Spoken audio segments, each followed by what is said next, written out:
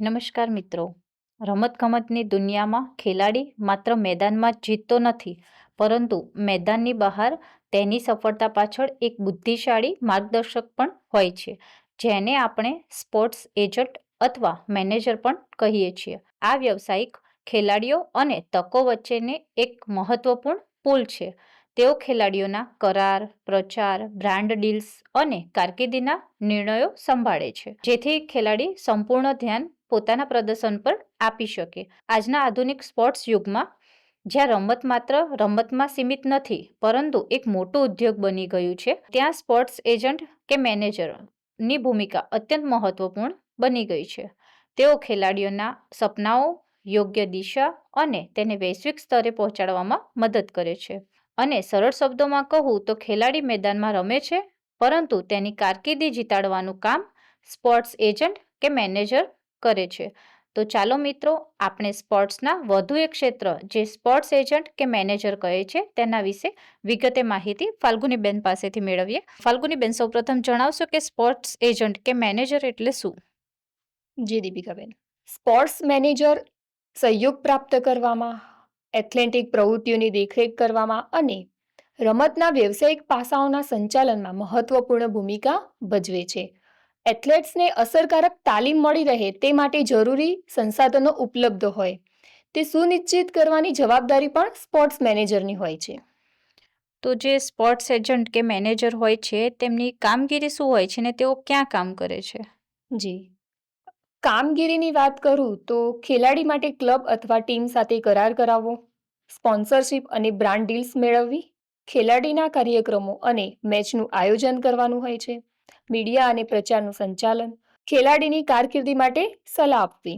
જી, તો ફાલ્ગુનીબેન, જે sports agent કે મેનેજર હોય છે તે બનવા માટે જરૂરી વ્યક્તિગત ગુણો કેવા હોવા જોઈએ? જી, સફળ સ્પોર્ટ્સ મેનેજર માટે જરૂરી ગુણોની વાત કરું તો સારો સંચાર કૌશલ્ય, આયોજન અને મેનેજમેન્ટ કૌશલ્ય હોવું જોઈએ, રમત વિશે જ્ઞાન, આત્મવિશ્વાસ હોવો જોઈએ, નિર્ણય લેવાની ક્ષમતા વગેરે જેવા ગુણો હોવા જરૂરી છે. જી, તો જે સ્પોર્ટ્સ એજન્ટ કે મેનેજર હોય છે તે બનવા માટે શૈક્ષણિક લાયકાત અને તેની ભરતી પ્રક્રિયા હોય છે, તે વિશે પણ માહિતી આપશો? જી, સ્પોર્ટ્સ મેનેજમેન્ટ ક્ષેત્રમાં પ્રવેશ માટે ધોરણ 12 પાસ પૂર્ણ કરો, ત્યારબાદ સ્પોર્ટ્સ મેનેજમેન્ટમાં સ્નાતક ડિગ્રી અથવા ડિપ્લોમા ડિગ્રી હોય છે, બિઝનેસ મેનેજમેન્ટ અથવા માર્કેટિંગનો અભ્યાસ અને રમત ક્ષેત્રમાં અનુભવ હોય છે.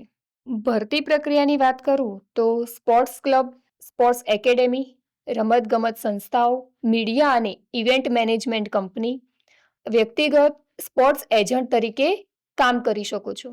જી, તો જે સ્પોર્ટ્સ એજન્ટ કે મેનેજર હોય છે તેમનું માસિક વેતન કેટલું હોય છે અને શું આગળ જતા તેમાંથી પ્રગતિના અવસર મળે છે ખરા?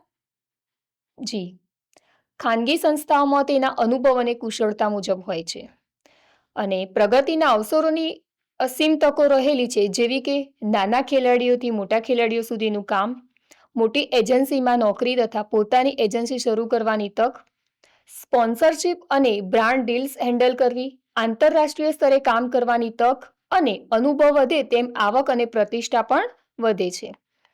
જી, તો ફાલ્ગુનીબેન, સ્પોર્ટ્સ એજન્ટ કે મેનેજર બનવા માટે શિષ્યવૃત્તિ કે કોઈ યોજનાનો લાભ મળી શકે છે ખરા? હા, શિષ્યવૃત્તિ માટે રાષ્ટ્રીય શિષ્યવૃત્તિ પોર્ટલ, સ્કોલરશિપ પોર્ટલ અને શૈક્ષણિક લોન મેળવવા માટે પીએમ વિદ્યાલક્ષ્મી પોર્ટલ પરથી માહિતી મેળવી શકો છો. જી, તો મિત્રો, આ અંગેની વધુ માહિતી માટે આપ આ વિડીયોના ડિસ્ક્રિપ્શન બોક્સમાં આપેલ કરિયર કાર્ડ ઉપર ક્લિક કરીને માહિતી મેળવી શકો છો. આશા છે કે આ માહિતી આપને ઉપયોગી થશે. ધન્યવાદ.